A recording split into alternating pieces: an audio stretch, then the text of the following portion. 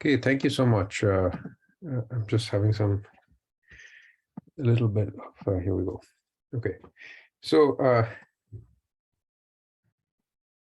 the problem is when I go to full screen, I can't see the mouse pointer, but maybe that doesn't matter. Well,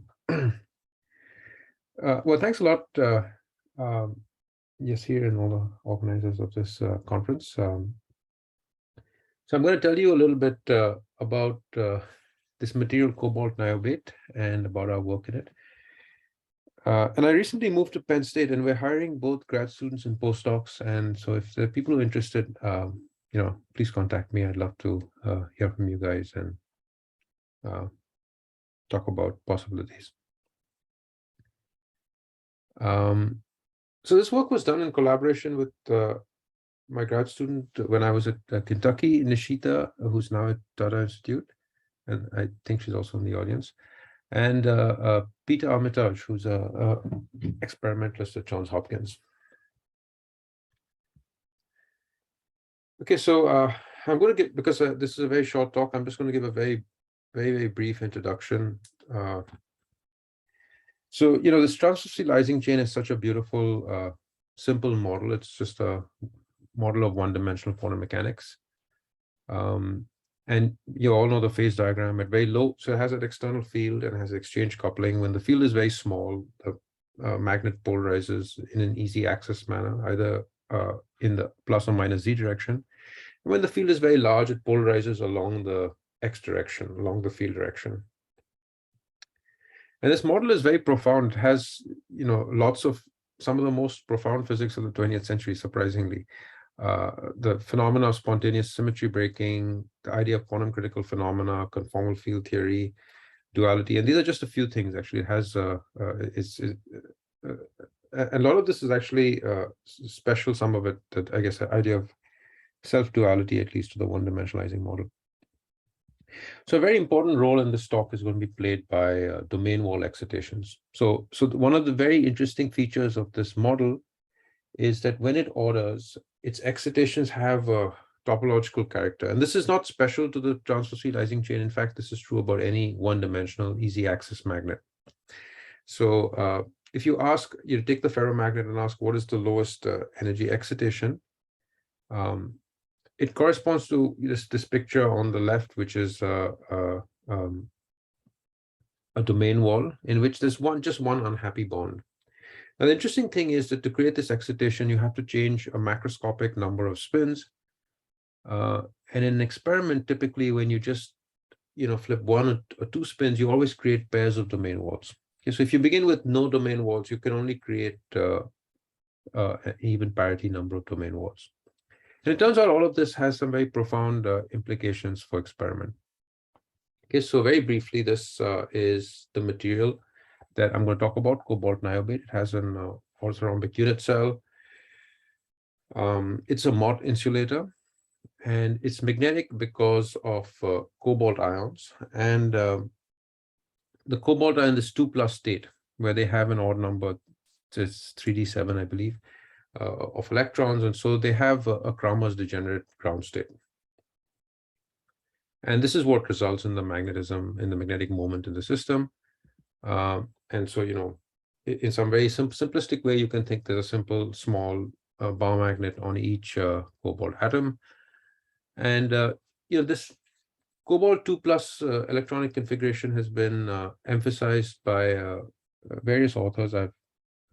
Liu and Khalilin, and there's another set of authors who I'll talk about later, who emphasize that this could have a J equal to 1/2 ground state, and spin orbit coupling could be strong even in a 3D 3D transition metal. So the crystal structure is such that in this material, the cobalt ions form chains in the C directions. Remember, it's an orthorhombic crystal. And if you look in the direction perpendicular to C, the AB plane, these chains form a triangular lattice. Now, I won't talk too much about the 3D structure, but the important thing is that the spacing between the cobalt atoms and the way they're bonded make it such that the exchange paths and exchange constants in the C direction are much stronger than AB. So this has been verified both ab initio and in many, many experiments over 30 or even 40 years.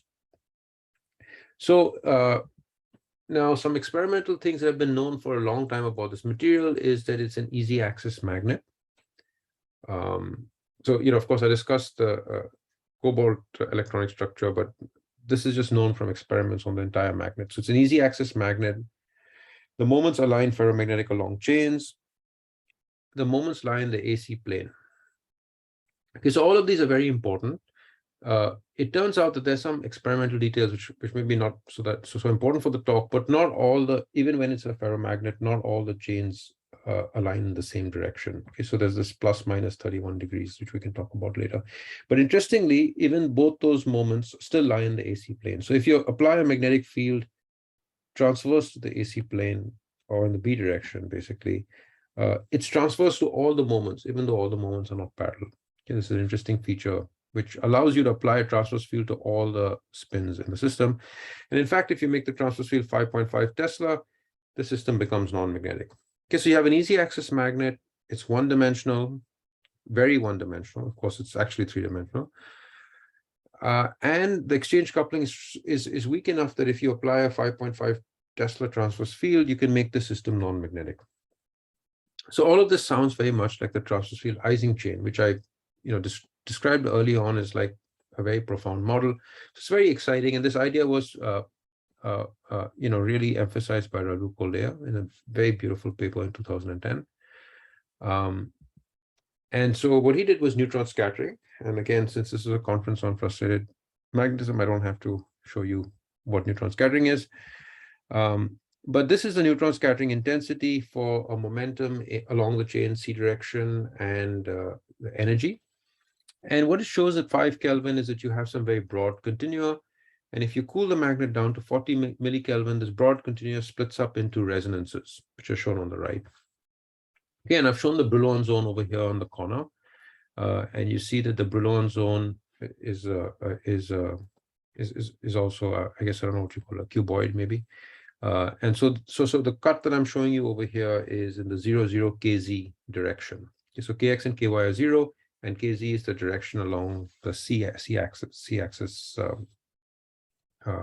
along the chain. Okay, so there's a very simple physical picture that arises now. So remember, as we discussed earlier, in an experiment, you always create pairs of domain walls. And because you create a pair of domain walls, and if you look at zero momentum over here, okay, so unfortunately, or maybe not unfortunately, just the way the experimental data is taken, zero momentum is not at the center of the plot. Okay, it's on the right. It's where the bottom of this continua is. And so when you shine neutrons on this, or you shine light later, as I'm going to talk about, you always create pairs of domain walls. And because you create pairs of domain walls at zero momentum, they don't have a well-defined energy, right? You can have these, if you see this cartoon over here, you can have two domain walls which sum up to zero momentum at various energies. And this is why you have a continuum. But this changes when you go down to very low Kelvin. So when you go from 5 Kelvin to 40 millikelvin, the magnet orders, remember the magnet orders at 2.95 Kelvin. And then the neighboring chains create a self-consistent Weiss field.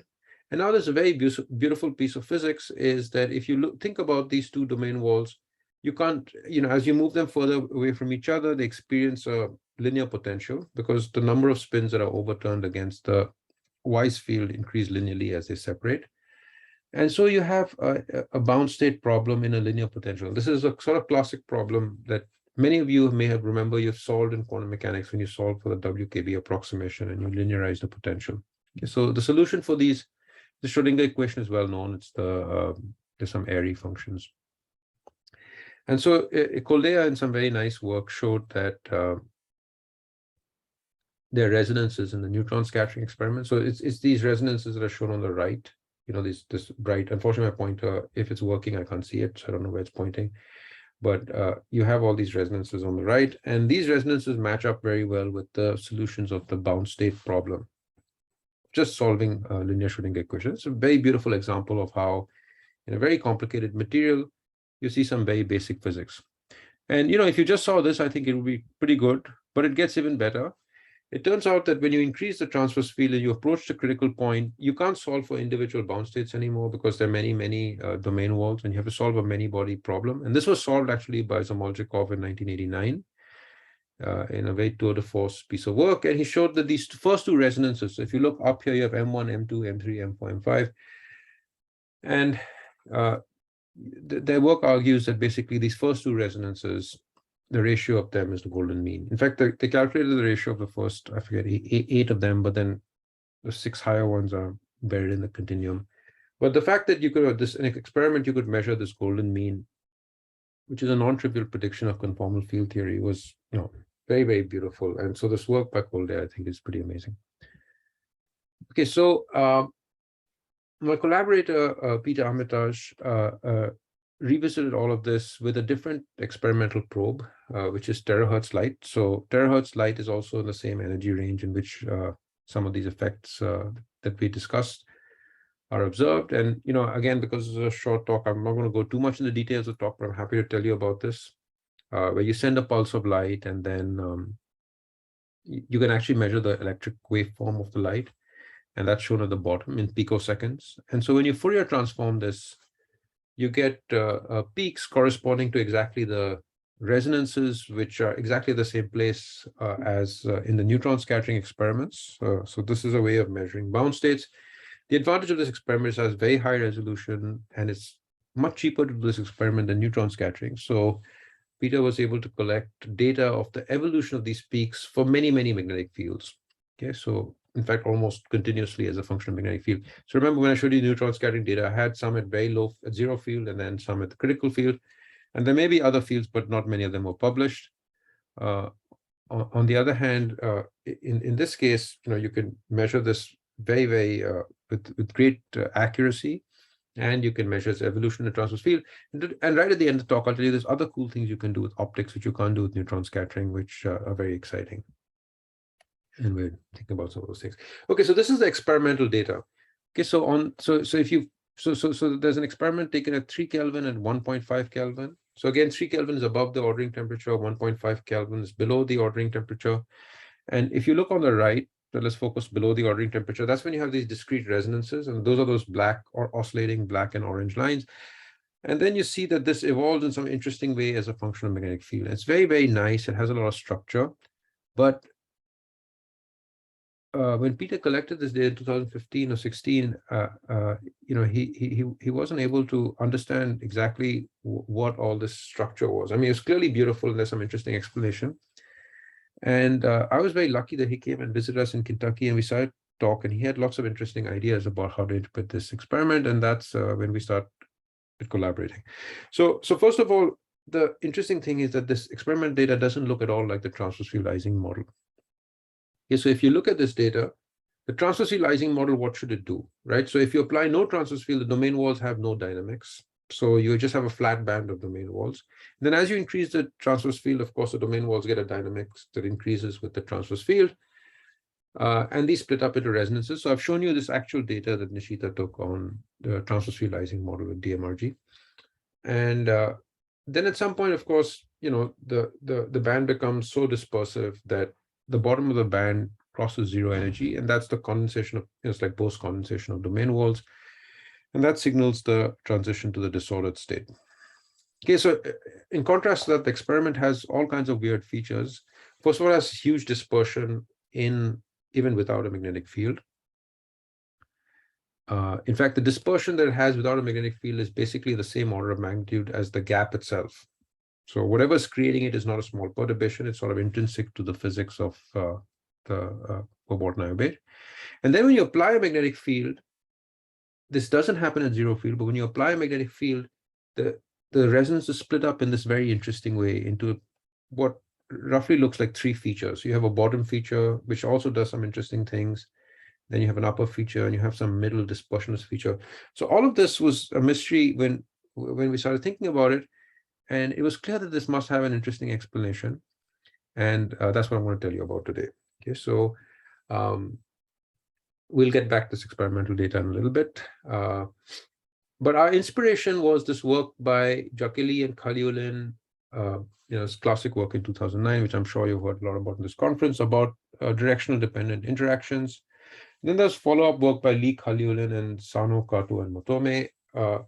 So the original proposal was to look for this kind of bond-dependent interactions. I'm not going to introduce this because I'm sure you've heard about this in iridium compounds. And then as you all know, it became a big thing in ruthenium compounds. And then in this recent 2018 work, it was emphasized that even cobalt, which is, so we're moving from 5D to 4D to 3D, might have spin-orbit coupling that's strong enough that this could be an important effect. Okay, another interesting thing is that if you look carefully at the cobalt niobate crystal structure, remember it has these chains, but these chains are not linear. They actually turn out to be zigzag. And if you look at the zigzag chain, it's exactly a one-dimensional section of the ruthenium chloride crystal structure. Okay, so it consists of edge-sharing octahedra. Now, it turns out both in ruthenium chloride and cobalt niobate, the crystal structure is not perfect. In fact, in cobalt niobate, it's less perfect. It's quite distorted because it has lower symmetry than ruthenium chloride. And we'll discuss the effect of all of these things. Okay, so this was our inspiration. I mean, I would say it's an inspiration in the sense that, we don't literally take what they do and they try and derive some Kitaev model. And instead of doing that, we just ask ourselves, okay, if spin-orbit coupling is weak, we have to worry about the fact that the interactions may be bond dependent. And then, of course, in the Ising model, they're not. And they must be alternating because if you look at this crystal structure, and I guess here's a blow up of the crystal structure, if you translate from, instead of going from the cobalt atom to the next cobalt atom, but if you go to the next to nearest neighbor, so you shift yourself by 2 cobalt atoms, like I've shown in this red line over here, that's the fundamental translation of the crystal. So if you do that, of course, the exchanges must be periodic. But if you do it by 1, it may not be periodic.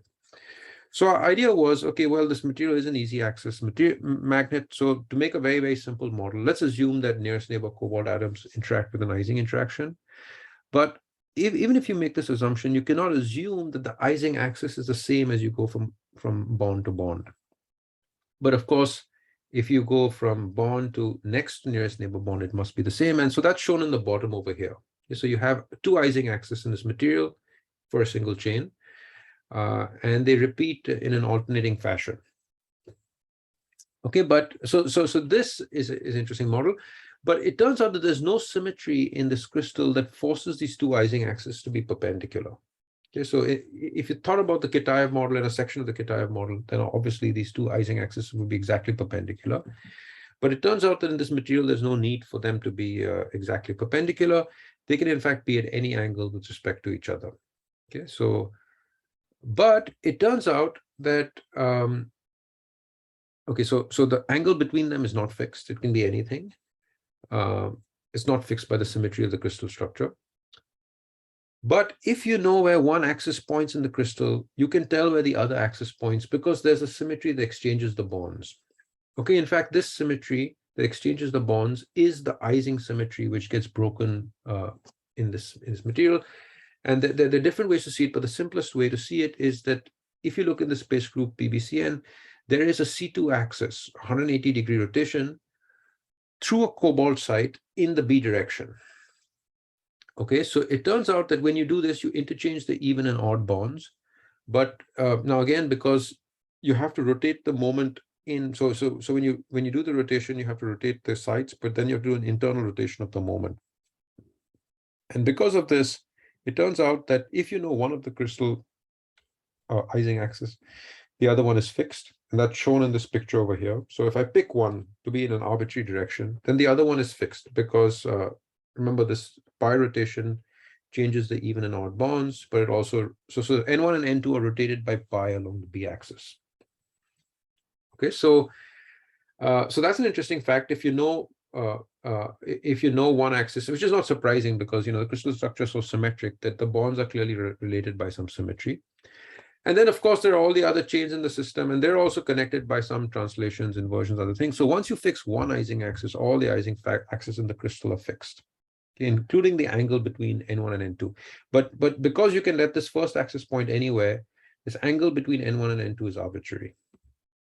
Okay, and it turns out that, as you can convince yourself, if you just study the many-body problem, it only cares about the angle between the two. It doesn't really care about where it's oriented. If you're interested in the details of the experiment, it's actually important where it's oriented. So we call this model the twisted Kitaev model, and it is basically an Ising model which has alternating Ising axes which are not perpendicular to each other. Okay, but in fact, they're determined by some angle which I'll call theta. And the question is, what are the excitations and phase diagram as a function of theta? Okay, so this is a very simple many-body problem. You have this Ising chain. And again, physically, when you do this rotation about a cobalt site, you interchange the even and odd bonds. And now you could ask, okay, so what happens to this magnet? What is the ground state? So at least classically, the ground state is very simple. It turns out when this angle theta is less than 45 degrees. So of course, if it's 0 degrees, you get back the Ising model, and then the magnet polarizes in the z direction, which is the direction in between N1 and N2. And in fact, when you let this angle theta go away from 0, it remains polarized in the z direction until you cross 45 degrees. And when you cross 45 degrees, it'll polarize along the x direction. And at 45 degrees, the model is sick. Okay, so in fact, this was studied by I just had a child a few months back, and ever since then I can't remember anything. But I think this was Diptiman Sen and Shankar and other people who studied the classical Kitaev model and showed up a very beautiful paper about the degeneracies of that model. And in fact, they even showed, I think, in one dimension that this at 45 degrees, this model is very frustrating. It's sick actually. It has like some extensive degeneracy. But it turns out we won't be interested very close to 45. But away from 45, it turns out that the magnet polarizes in this sort of in the direction which makes a smaller angle between N1 and N2. So it'll be the z direction in this picture. Okay, so let's take this model and let's work in this new axis. Since we know it polarizes in the z direction, instead of working along the Ising axis where it's a little bit less clear what's going on, let's rewrite it in terms of the z. The x direction is the b axis of the crystal, which is perpendicular to z, and then I'm going to rewrite the Ising moments in this basis. And so you have an Ising interaction, tau z, tau z. Then you have this interesting tau x term. But the more interesting term is the next term. Okay, so this is a very interesting term which plays a very important role in our analysis. And it's a weird term that you wouldn't have thought you should write down or you could write down. So it's a tau x times tau z, and it has a -1 to the bond number, which appears over there. And again, because the symmetry of the crystal, so when you learn the Ising model in a simple thing, you learn that, oh, if you rotate around the x-axis, that's the Z2 symmetry by pi. That's the Z2 symmetry of the Ising model. Now, in this spin orbit, in this real material, it's not enough to just rotate the spin, you have to also rotate space at the same time. And because when you do that, what happens is the even and odd bonds change. So this -1 picks up an extra minus sign. And then when you rotate by pi along the x-axis, tau z also changes sign, and those two signs cancel. And so this term is allowed by symmetry. In fact, this was pointed out in a very nice paper that appeared a few months before us by Fava, Koldea, and Parameswaran. And in fact, for cobalt niobate, and they have a very nice analysis of the neutron scattering data. Okay, so this is a simple model that we have. It has this, K is just the energy scale, but really has one parameter, theta, which controls the physics. And in fact, this, as far as we can tell by DMRG, the quantum ground state is very similar to the classical ground state. So it polarizes until you reach 45 degrees, and then it gets very hard to simulate because of all this sick behavior. So in some sense, it's a frustrated magnet because the Ising axis, alternating chains, alternating bonds are telling the spin to do something different, and it's choosing this z direction polarization as a sort of compromise between these two conflicting messages it gets. Okay, and so now remember the external magnetic field, which was perpendicular to the AC plane, is now along the x-axis. So this is the experimental direction of the magnetic field. And finally, we're to put a magnetic field along the z direction. Okay, the interesting point is actually this field, which is generated by the neighbors, doesn't have to be by symmetry along the z direction. It cannot be in the x direction, but it can be it can have a component z or y. But for simplicity, everyone just takes the z direction. And we can discuss that later if people are still interested. Okay, so this term again is very important, pointed out by these guys first. Okay, what's happening? There we go. Okay, so let's analyze this term, and I think I still have a little while. So let me. It's actually very fun. So let's assume that let's begin by thinking in terms of domain walls. So we'll assume tau z interaction is big, and as we discussed earlier, if you just assume tau z interaction is big, then the lowest excitation is just a domain wall where you flip a half of the system and you have like a point like excitation. So the question now is that if I study this domain wall basis, this is a highly degenerate basis because I can put the domain wall anywhere I like along the chain. And in this space of degenerate domain wall states, I want to study what this term does, right? Because remember, the Ising model by itself has no domain wall dynamics, right? Domain walls are stationary. And this term clearly, because of tau x's, it starts flipping the spins and the domain walls can move. But it does it in some interesting way with this -1 and tau z. I mean, the normal way you study domain wall dynamics is you just apply external transverse field, which is just tau x, right? And that just hops the domain walls. This is what you learn in basic many body physics. But now you have a tau z, you have -1, so the domain wall hopping is rich. And in fact, if you write this down on the right side, you see it's -1 to the I, tau z I plus 1 minus tau z I minus 1 tau x. So if you take this term and study it in perturbation theory, it turns out, first of all, notice that it'll only act on the domain wall. So if you consider some domain wall configuration, tau z I plus 1 is always equal to tau z I minus 1, unless you're exactly at the domain wall, right? Because then tau z and tau z won't be equal because the spin flips. And then what tau x does is it can cause the domain wall to hop, right? This is exactly the transverse field. But now the interesting thing is because it's -1 to the I, if the domain wall hops to the right, it hops with an amplitude of +1, and if it hops to the left, it hops with an amplitude of -1. Okay, this is very, very interesting. And so what we learn is that domain walls, if you think of the dual lattice, the domain walls, when the domain wall hops on even bonds, it hops with a positive amplitude. In an odd bond, it hops with a negative amplitude. It's very interesting. But in this pure model, the amplitudes, the magnitude of the amplitudes are equal, even though the sign changes from even to odd bonds. Okay, and on the other hand, if you just apply a simple transverse field like you would do in the Ising model, then the domain walls hop always with a plus amplitude on all bonds. Okay, so this is interesting and contrasting. And so obviously, if you have both this weird exchange and an external magnetic field, then you'll get a sum of minuses and pluses. And then what you'll have is you'll have the odd bonds have a stronger strength of hopping, and the even bonds have a weaker strength. And in fact, this is, when you learn about polyacetylene in the Schrieffer-Heger model, this is exactly what happens, right? When you have double bonds and single bonds between carbon atoms, you have strong and weak hopping. And so this hopping model, now, we're talking actually not of hopping of electrons, we're talking about hopping of domain walls. It has a hopping very similar to the Schrieffer-Heger model. Okay, so this is the interesting domain wall dynamics that this term introduces. And of course, this term is fixed by chemistry, but then you can apply an external magnetic field, which you can tune yourselves, or the experimentalists can tune. And so what you have in the experiment is you have a combination of both. So now the interesting thing is, remember when you just have HX, we discussed long ago that the domain walls have no dynamics at 0 HX. And then as you increase HX, the domain, the band becomes more and more dispersive. It just sets the scale of the dispersion. But now the interesting thing is that because of spin-orbit coupling, we have this first term, and now we're adding HX to this. And what is the domain wall band structure? So first of all, because the hopping has a periodicity of 2, like you learn in, again, basic solid-state physics, you actually get 2 bands, right? Because you have to take twice the unit cell, you have 2 guys in a unit cell. So on the red over here, I've shown you these just line drawings, these actual line drawings of this calculation of the band structure. And this is, again, very much like the Schrieffer-Heger model. And you see some interesting things happen as you increase the transverse field. So first, when you have no transverse field, you have very dispersive bands, and they cross each other. Because remember, when you have no transverse field, even though you have even odd hoppings, you can do a gauge transformation and make them all even.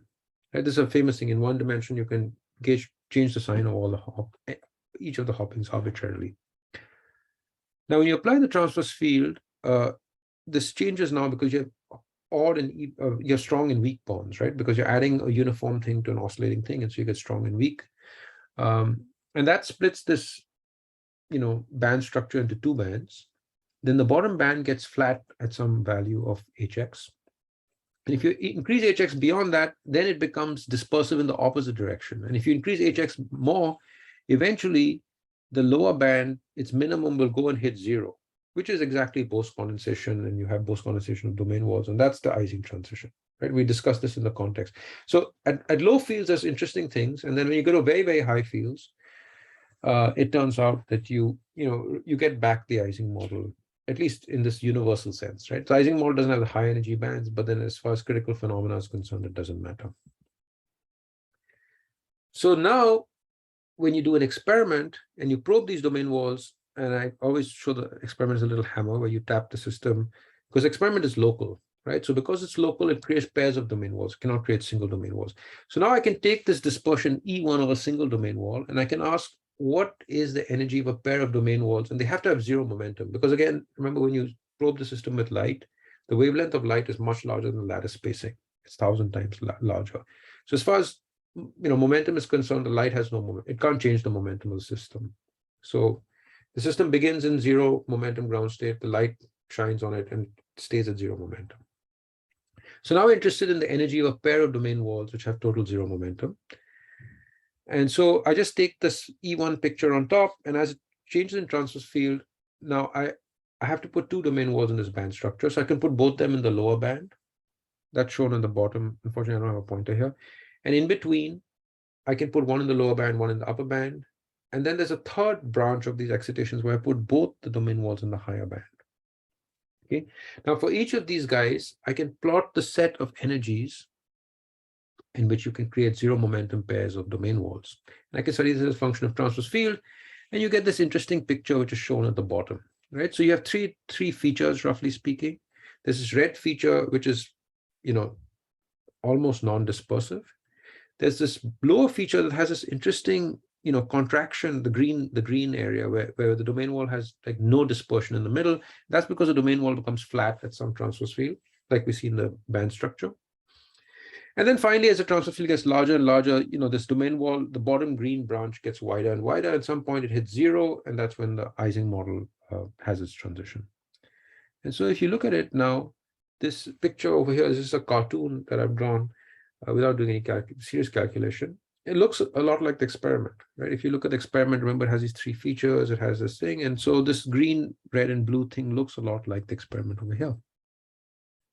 So this was a hardening. And so when Peter and Nishita and I discovered this, we were very excited.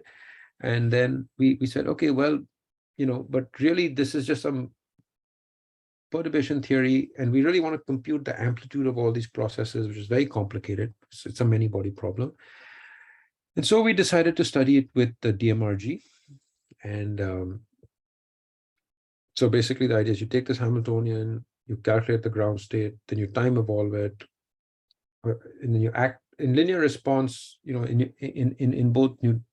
So really, with light, you're studying a dissipative process, but by the fluctuation dissipation theorem, you can compute the response to light by just computing the dynamic structure factor that you study in neutron scattering. So it's basically a 2-point correlation function in space and time when you Fourier transform it. Okay, so this is some very nice data that Nishita showed, calculated. Basically, the idea is this is an idea due to Steve White, and as a way of analyzing this, calculating these structure factors that he pioneered. And so at the bottom is t equals 0, where you have a chain, and then at the origin of the chain is your first SX0 operator, and that creates disturbances of pairs of domain walls that disperse out with some velocity as a function of time. And then you can take this data and Fourier transform it. You can Fourier transform in space and in time, and then you get momentum frequency graphs. And so we're interested, of course, in 0 momentum. So we forget about the dispersion. We just focus at k equals 0, and then we study as a function of omega, and you get these nice resonances. And these resonances are exactly these 2 domain wall bound states that we were talking about in the experiment. Okay, so then we can study this as a function of transverse field, and this is the final picture that I wanted to show you here. So on the left is the experiment, and on the right is the experiment, and on the left, I'm sorry, it's early in the morning, sorry. The ones on top are the experiment, and the ones below are the theory. Okay, so Let me just walk you through this and explain to you how these plots were made. So we had to fit the angle, and we had to fit the overall scale on the y-axis, which is overall energy scale, and then we had to fix the g factor, but that's all we had to do. Actually, sorry, you have to also fit the longitudinal field, which is, so that's all you have to do for the left, but if you want the right plot, you have to turn on a longitudinal field, you decide how big that is, but that's quite easy to do. And so let's look at the data. So first of all, over here, what happens, this is the upper plot is the terahertz experiment above the ordering temperature. And the below is the theory of the Ising chain without a longitudinal field. So remember, we said that what the experiment does at low temperatures when it orders is it creates a longitudinal field. So if you want to go to higher temperatures, we just study the same system. So we're doing 0 temperature DMRG, but we're studying it without a longitudinal field. And then, you know, the DMRG plot you get looks very much like the perturbation plot I showed you earlier, where you have these 3 domain wall sections. You have, I mean, of course, they don't look as simplistic as perturbation theory because the system is, you know, at a pretty large angle, so it's not that close to perturbation theory. And, you know, you see all these nice features that you expect in the experiment. And you also see this very dark line over here, which is a bound state outside the continuum. And we can talk about that. Now, when you apply the 8-0, then all the continua go away and you just get bound states. So all these continua, which are shown on the right, split up in exactly the same way as an experiment. And, you know, you can identify, again, 3 different regions. So remember, I showed you can identify 3 different regions, and it wasn't clear what the interpretation of that was. And now we have a very nice interpretation of all of that in terms of spin-orbit coupling, domain walls, doubling of the unit cell. And you have these 3 regions, and they look very much like the experiment, right? So maybe in interest of time, I shouldn't. So I have a few sets of few more slides, and maybe I'm running out of time, so I should be quick. But there's one more. So this is, we're very happy with this interpretation. But now the question is, what happens at large transverse field when the magnet disorders? And the transition happens through domain wall condensation. And this is beautiful result about the transverse field Ising model, which is called the Kramer's one-year duality. And I mean, I assume that you'll know what it is. And the idea is that if you take the original Ising model, it turns out you can rewrite the Ising model in terms of some new variables, which are related in some very non-local way to the original variables. But in these new variables, you actually get back the same Ising model. And so there's a sigma representation and a tau representation. And there's a very nice physical interpretation. Sigma, of course, is just the operator that creates spin, like we know. You know, you write your Ising model in terms of spins. It turns out tau is an operator that creates domain walls. Okay, so this is a very beautiful thing. And basically it shows that, you know, if you think of the Ising model at coupling J and H perpendicular in terms of spins, that's the same as the Ising model as in terms of H perpendicular and J in terms of domain walls. Okay, if you do this transformation twice, you come back to the original model. So that's why it's called a duality. But it relates points in the phase diagram which are symmetric across the critical point. And so it says basically that if you want to create, you know, at a certain distance away from the critical point on the left, if you want to create a domain wall excitation in the ordered state, that's going to cost exactly the same energy as creating a spin flip excitation when you're in the same point on the right of the critical point. This is a very beautiful, remarkable feature of the Ising model. Now, the interesting thing is that we don't have an Ising model, either in experiment or in our theory. But as you reach the critical point, one expects that everything is universal. And so any universal feature that you calculate in the Ising model must be true about any model in the same universality class. And I said that our model also, you know, the transition proceeds to domain wall condensation, so it's in the same universality class. So because the domain wall energy is exactly equal to spin flip energy, but there's one important detail. Now, because the experiment always creates pairs of domain walls, if I actually look in an experiment and I try to probe it, I'll find that the energy of the domain wall is exactly, the domain wall excitations come at twice the energy of a spin flip quasi-particle. So I always create pairs of domain walls. And in fact, this, you can argue, is a universal amplitude ratio. Okay, so this, if I study the ratio of the gaps, this is something in critical phenomena, which is called an amplitude ratio. It's universal. And so I can compute it simply using an Ising model, the Kramer's one-year duality, but it must be true even for any one-dimensional easy axis magnet close to its critical point. So here's experimental data again, where we try to interpret the experiment in this way.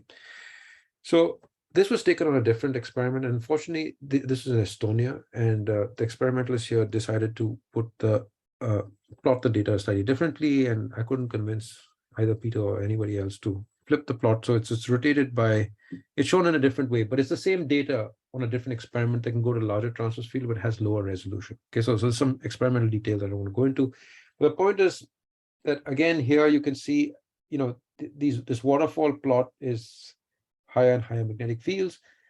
And at low magnetic fields, you see that, so the low magnetic fields are right at the bottom. You see some interesting feature. Then as you cross, you know, a few Tesla, you start seeing this domain wall condensation. And then as you increase the field, you can see a spin flip excitation increasing. And so if you extract the peaks, you get the picture on the right, which is something that I think all of us theorists can understand, and some experimentalists too. So you have these red things which show domain wall and spin flip quasi-particles. And again, if you look at it, it looks like a straight line, which is what you expect close to critical point, because z times nu is 1 in the one-dimensional Ising model. And if you calculate the ratio of this slope, it turns out to be 1.9 in the experiment. Okay, very close to 2. So this is very nice realization of this Kramers 1. I mean, it's very beautiful because this 2 has a very simple physical interpretation. It would be 1 if you could create single domain walls.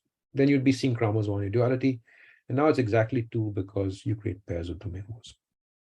Okay, so I think with that, I'm going to finish and just say that, you know, there's this rich physics at low fields. You know, so if you look at the experiment up to about 2 Tesla, there's all this interesting features of domain walls and you know, band structure and how they can be controlled by an external magnetic field. And then at high field, the system, you know, shows this beautiful Kramers 1 duality, which has been known for 60, 70, 80 years, I guess now, maybe even 100, no, 80 years, I think it was sometime, a long time. And I think this is the first time, as far as I know, that it's been actually been able to observe an experiment, even though, of course, everyone expected it to take place. And so some, you know, interesting takeaways is that bond-dependent interactions are very strong in cobalt. There's no other interpretation I think you can give for this experiment. You have to have the fact that interactions are bond dependent. There's a doubling of unit cell, which comes because of directionality of the bonds. And then there's some interesting future things we're working on is that, you know, there's all this rich domain wall structure and their dynamics. And it turns out that with optics, you can do something we can't do in neutron scattering, is you can study nonlinear responses. And so there's a lot to study in this material still, even though we understand lots of it, the linear response pretty well. Okay, thank you so much. And I'm sorry if I went a little bit over. Yeah, let's thank Ribhu for a wonderful talk. Really exciting. So we can now entertain some questions or comments.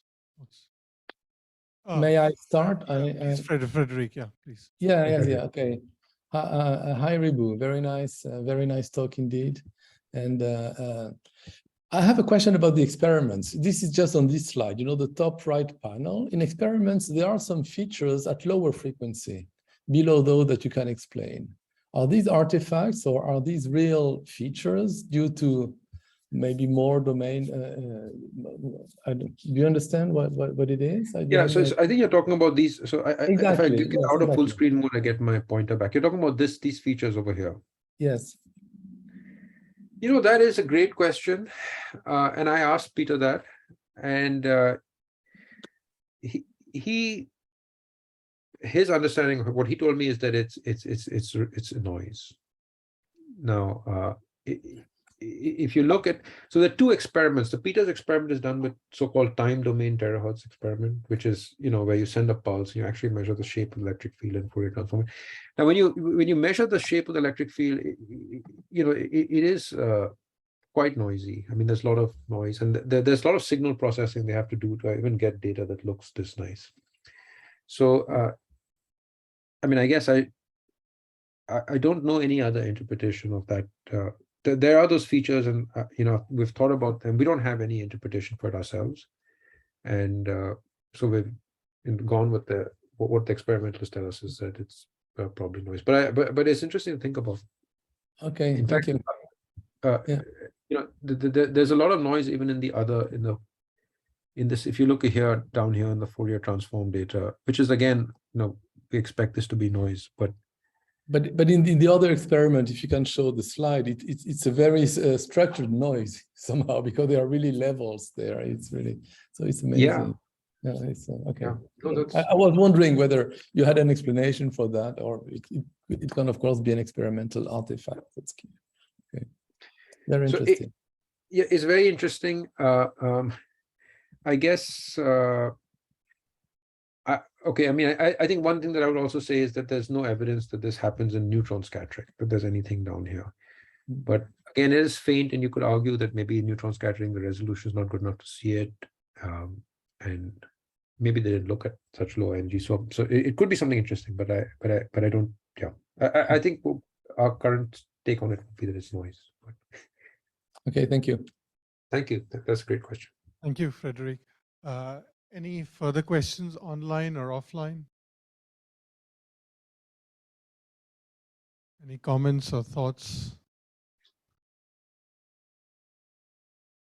If not, then let's thank Ribhu for a wonderful talk. And with that, we close today's sessions. Yeah, thank you, Ribhu. Thanks a lot.